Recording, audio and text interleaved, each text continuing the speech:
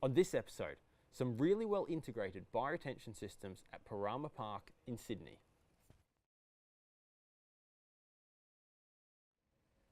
Hey everyone, and welcome back to Ideanthro. Recently, I was in Sydney. I took the opportunity to go for a wander because I've been told about some bioretention systems by Sydney Harbour in Parama Park.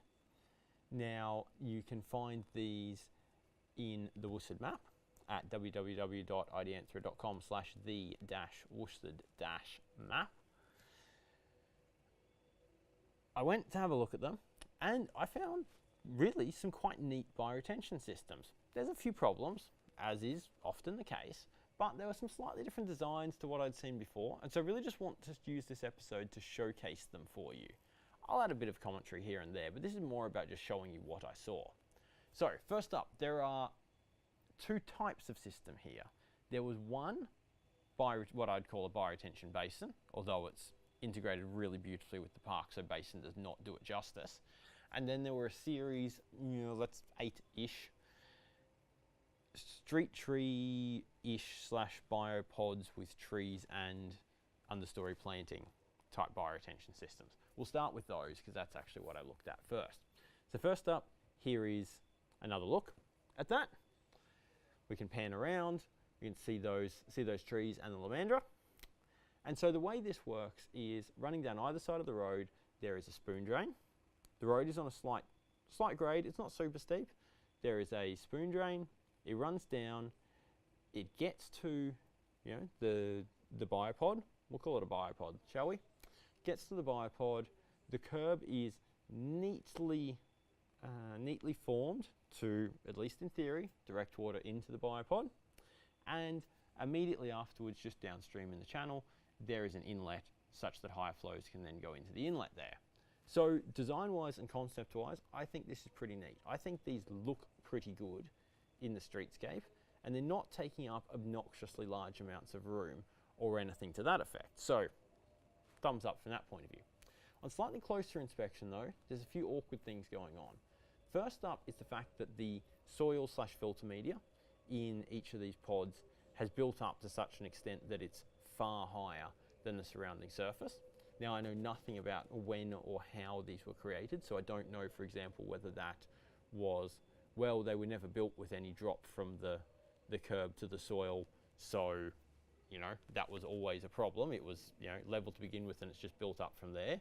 So obviously the problem here is that if the soil is higher than the curb, higher than the spoon drain, then no water is going to get into the system. It's just going to be directed down to the bypass, or very little water. Some will get into the system. But I don't know whether the soil was just constructed too high to begin with, or perhaps there's a maintenance crew around there. It looks like this, if you look closely, that might be using a leaf blower to blow all the leaves back into the garden, because that's pretty common practice, and that's over time causing it to build up with organic matter and build up the soil. The systems have also been mulched at some point not too long ago because there is fresh wood chip in them. So there could be a whole bunch of things, but examination of what's on the ground, in most instances, not all, but in most instances, the soil / filter media has built up too high in the system. Other things, now I'd like to touch on this as well.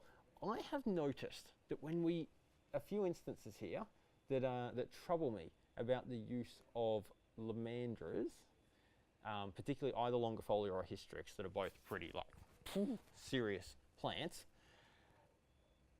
troubling me on streetscape systems where the inlets are pretty narrow. Like actually what I'm doing with my hands here is often a reasonable indication of the width of the inlet, because a relatively mature lamandra, either longifolia or hystrix, can actually end up that wide at the base and can actually completely block up the inlet. And the one near the inlet often does really well because it's getting lots of water, right? And so you can end up with a situation where the plant, if the inlet is here and the plant's immediately downstream there, the plant grows so much that it just occupies the entire space of the inlet.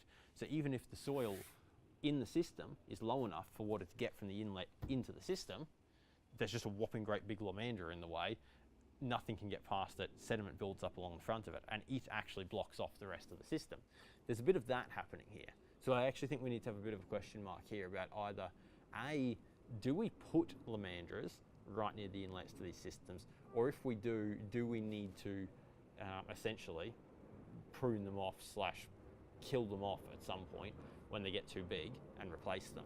Some question marks long-term maintenance-wise for these streetscape systems in that instance.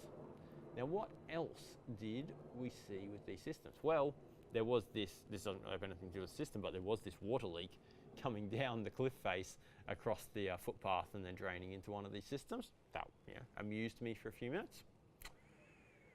And yes, one more thing. I knew there was one more thing. So you can see on this wide shot of the system that you have the tree and the lamandras that surround it, and then you have these kind of wheel stops to stop people driving into the system. That's a good idea. Unfortunately, some of those, now they may well have been driven into, so it might it's probably not just the case of, oh, it's just magically collapsed. It's probably been driven into. But unfortunately, some of these wheel stops are kind of toppling over into the filter media. It seems like what I think has happened here is, they've been constructed, they're not actually functionally attached to the rest of the hard pavement. They might have been, somehow they've been cast in such a way that they're not actually bound into the pavement or the footpath or anything else. So it's just relying on the structural integrity of the filter media on one side and the pavement on the other to keep the thing sitting upright and supported. And of course, someone's driven into it because it's a wheel stop, and that's what it's there for, right? For when someone makes an accidental mistake and, stop them going into the garden. But it's being pushed over time. So maybe we need to have a think about when we do have wheel stops in that manner. Well, exactly what manner do we install wheel stops around these systems might be the question. So that was the biopod / street tree / streetscape bioretention systems. Overall, aesthetically pretty good. A few little functional issues to weed out there, so to speak. Oh, they were very free of weeds. Clearly, they're being maintained. That's a positive. And the lamandras have been cut back to stop them, overflowing sideways in the fashion that they do. So, someone's doing some work out there. Good work. You haven't accidentally killed the vegetation. That is a major positive. You'd be surprised how rare that is, that people manage to keep the vegetation alive. So, good work. Next up was the basin, where the term basin does not do any justice to the system. This is a wide shot of it. As you can see, it's a really long system. It's integrated really quite nicely with a really quite high profile park. So you got the boardwalk on one side, the concrete footpath on the other. You can probably in this shot make out that there are some stairs that cross the system. You can probably also make out that the bioretention system isn't on flat ground. In fact, it's kind of in a sag. The middle of the system is where the outlet is, and the middle is lower than either end, where there are surcharge pits as inlets. And it's kind of nifty the way this is set up, because every few meters, now I'm not normally a super fan of this, but you know what? This allowed this system to integrate really quite well into the landscape, so I'll give this a thumbs up. Every now and again, there are these little metal weirs that kind of allow us to have a flat portion of filter media, then a slight drop, then another flat portion and a slight drop, and that ties it in nicely with the surrounding surface of the path that gradually grades down on one side and does away with the need for any weird and nasty, or the perceived need of any weird and nasty fencing on that side. So that's pretty cool. Whole bunch of species in this system, ticking along, doing quite nicely. Ooh, I've just thought of something that I need to say about the streetscape systems in a minute. We'll come back to that. So the system's doing quite nicely, beautifully integrated, really well done. One other thing that I noticed on this particular system was this flush out point. Now, I get why we have flush out points on systems. People want to have the option, should they need it, to flush out the under drains at some point. That's cool, that makes sense, I can buy that. I can also see why people want them to be exposed above the filter media, such that they can be found easily. But I've seen enough of this sort of thing where people are taking the caps off, well, doing one of two things. Either taking the caps off, one of three things, taking the caps off, or taking the caps off and filling them with rocks. I've seen that enough, and it's just kids having fun, right? Like, honestly, if I was a kid, I would probably at some point, if I spent enough time around bioretention systems, fill an under drainage pipe full of rocks. I turned into an engineer, right? That would be a way to start engineering, right? Just moving stuff around in the landscape. That's a problem.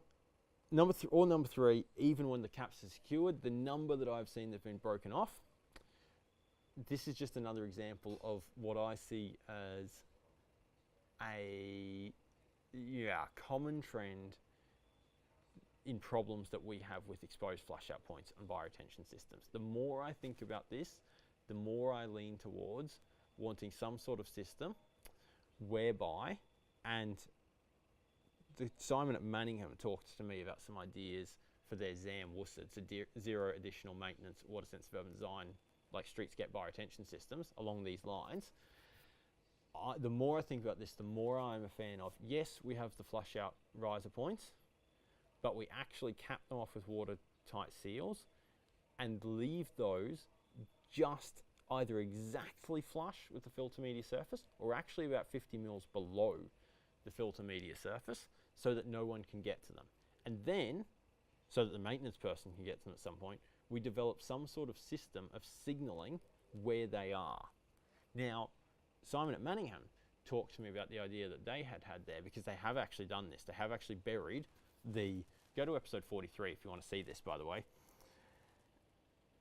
They have actually left the top of the flush out points beneath the filter media surface, just like a little, just beneath the filter media surface. And their idea was, because they're doing streetscape systems that are long adjacent to a road, their idea was to, adjacent to where the flush out points were, was to make a marking in the curb that signified where they are, and that would be that. That would be how the maintenance person would find them later.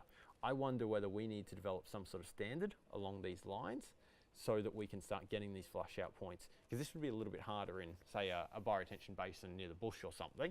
There's no curb to mark. But in this instance, like high profile park, we could mark this. It's kind of akin to the way like the location of fire hydrants are marked in this, or like connection points for fire brigades. I don't actually know what the correct term is there, but are marked in the street so that when the fire brigade comes to put out someone's house that is on fire, they know where to find the water to connect into. Final thing, coming back to these street trees again, I did want to point out that there was all this mulch on top of the surface, but I scraped a bunch of that away, and this was just another one of those really good examples where you can see just how well, when you have plants that get established in these systems, just how many roots you can get up and running around. I see this particularly when there's trees involved. Like, it's really obvious you can find the roots really easily. As that was a good opportunity, good example to show that. So sweet, wanted to let you see that. Thank you for tuning in. I hope you enjoyed these systems. Again, you can find them on the WUSA map. And that is that. Parama Park, Sydney Harbour. It's a beautiful place, beautiful walk. Go take a look, and we'll see you next time. Cheers. Thanks for tuning in.